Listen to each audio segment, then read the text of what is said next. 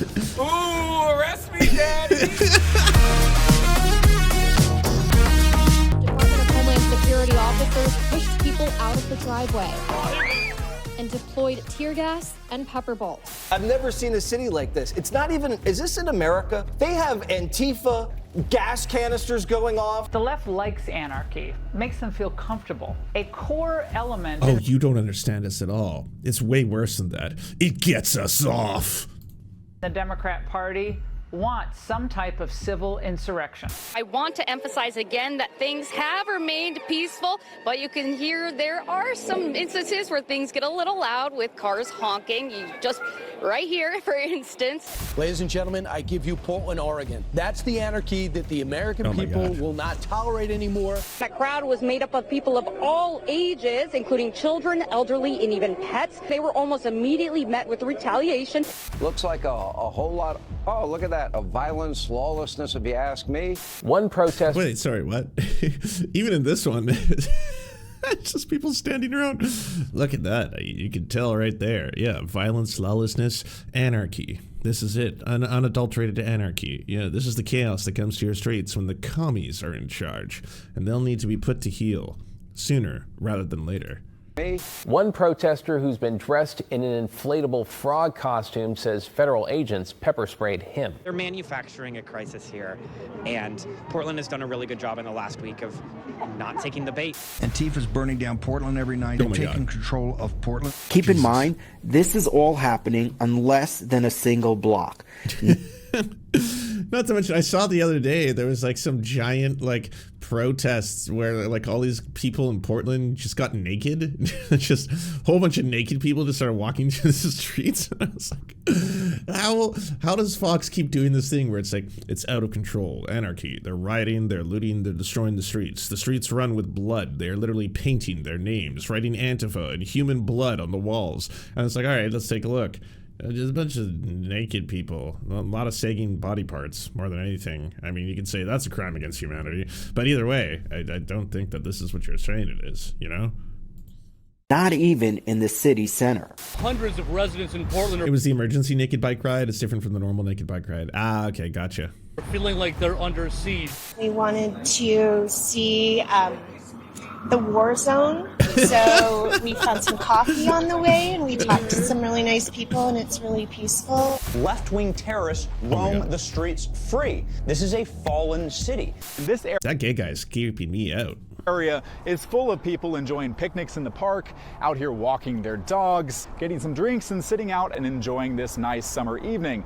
Criminals roam your streets and maraud and kill. That's why the federal government is coming in. Every person we talked to on Tuesday laughed at the idea that Portland, and more specifically this area near their homes and workplaces, needs federal troops. That looks... This is why, by the way, when they interview like Donald Trump, whose brain is mostly porridge at this point in time, he actually talks like this is real. Like, I genuinely believe that he's been force-fed so much, like, you know, Clockwork Orange style. He's sitting in a chair like this, and then they're like all day being like, sir, we need to show you this report. Yeah, no, we got this guy. He's going to show you how terrible things are in Portland. And then on comes Benny Johnson, who's like, hello. And then all of a sudden it's like, oh my God, this is the streets run with blood. This is wild. Sir, what do you think about this? Yeah. Army, and it's like, yep, that's right. We need to send an army, sir. We need to send in lots of army and make sure we crack some skulls. Like Mad Max. That looks dystopian. No one wants to live like that. It's a great neighborhood to live in. I don't know how else to describe it. Ariana, I believe, had a viral video on this. Ooh, arrest me, daddy. The revolution will be televised. Hell yeah. Bleak right now, yes, we know. But recently, Kristi Noem went on Fox News and she complained that people in Chicago are being mean to ICE agents. Let's take a look. They don't even let our ICE officers and our Border Patrol officers use restrooms in facilities. Those men and women were telling us that they have to figure out even where they can go sit down for 5 minutes to have lunch or to use a restroom throughout their shift and their break. So they've made it a very difficult situation.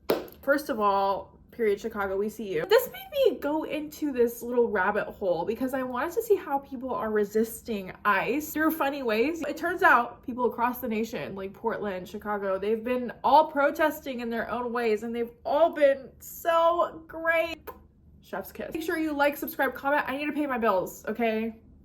Groceries are expensive. The thing that people are doing, which is hilarious, is people who are hold on, I'll do that thing because all of you should support Ariana's channel. Hold on here. This is a link to her YouTubes. I know she's super famous on the TikToks, but she's got to get famous on the YouTubes too. You know, cross-pollination. So people who have passports and they're locked in with their documentation, they're citizens. They've been acting as if they are undocumented immigrants, and they've been doing crazy things like running away or taunting these ICE agents and basically wasting their time.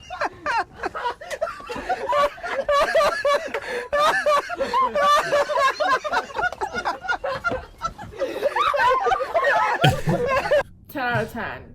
Love this. There's this other tactic that people in Portland have been using too, where they connect donuts onto fishing rods and they put it in front of police officers to try to bait them into grabbing a donut.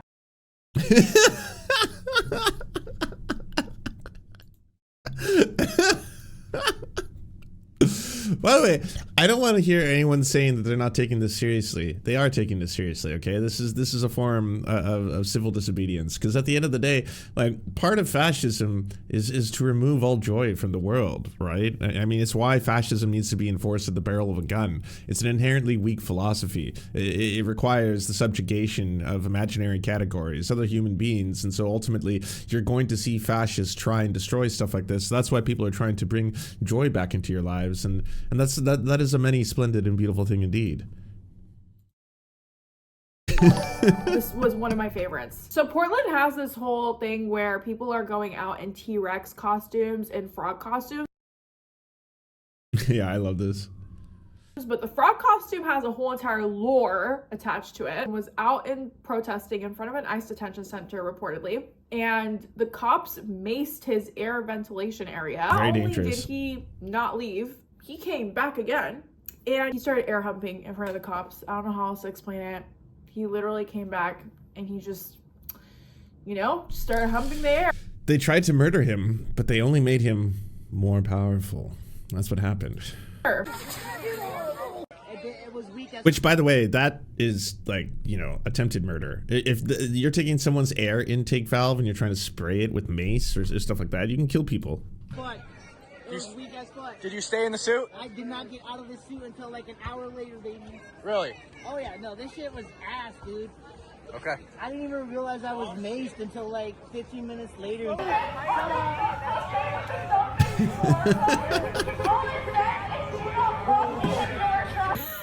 Also been protesting by dancing in front of the police too, which has been another conversation because people are like, oh, you're saying that Portland is war ravished or it's a war zone, when people are really just in costumes dancing. It's a critique I have because I feel like American protests have kind of turned into parades. There's this guy on TikTok who will go up to the National Guard and he'll basically bend over and put his hands behind his back and he'll be like, arrest me, daddy. Ooh, arrest me, daddy. What a legend. It's a form of protest. It's a form of protest. It is. I don't make up the rules. Other people just straight up mock officers. Like, they'll literally sit in front of them and just start roasting them. What's your real name? What's your barber name? What's your barber name? What's your barber name? What's your name? What's your street name? I did. See from ICE age looking names. They will identify ICE like cars or trucks and they'll just start following them.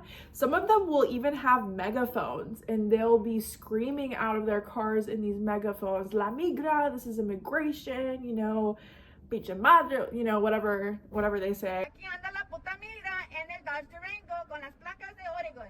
That's your local ICE agent in that Dodge Durango with the Oregon license plate. Aquí anda la puta migra en el Dodge Durango con las placas de Oregon. Solo el pueblo salva al pueblo. I love all this too because it's just like, it's really sending the strong message, you're not welcome. right? And a lot of this happens to be communities doing this. I mean, like, you know, the police ain't coming to save you.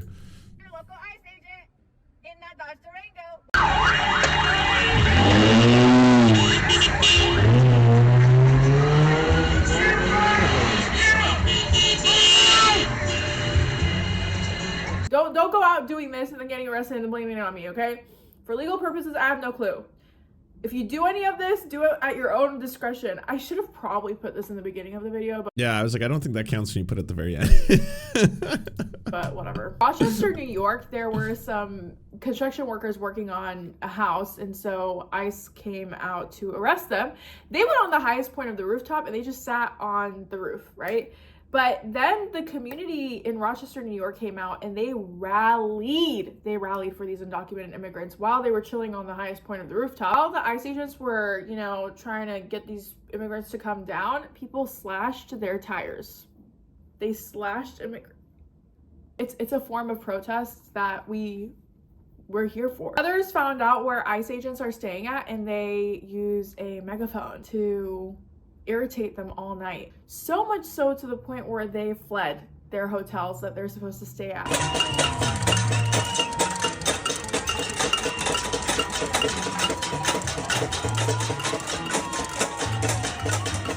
The noise was so unbearable. They just... Yeah, not to mention, like, what a waste of resources. How many millions of dollars has been sunk on this goddamn facade? Just so, like, you know, Donald Trump can be like, oh, I'm bringing law and order, you know, to the streets. We're making sure that all these cities ravaged by Antifa are being brought down. I couldn't stand it. If you have any more things that people have done that's hilarious ways of protesting, make sure you comment down below. I might make a part 2 of this because I thoroughly enjoyed making content for this video because it was just, it's so funny. And I feel like right now times are so bleak that we need this type of resistance and hope. Something that gives us hope, that makes us look forward to the next day and makes us motivated to get out there and protest. Make sure you like, subscribe, comment for more videos like this, and I'll see you next time. Congrats to Ariana, by the way. I think this is her first viral video on the YouTubes. 176,000 views, 3 days. That's fucking awesome. Thank you so much to our patrons for making this show possible. We could not fund it without you. And if you want to join, please check out patreon.com/theserfs to unlock bonus episodes, uncensored content, and all the good stuff.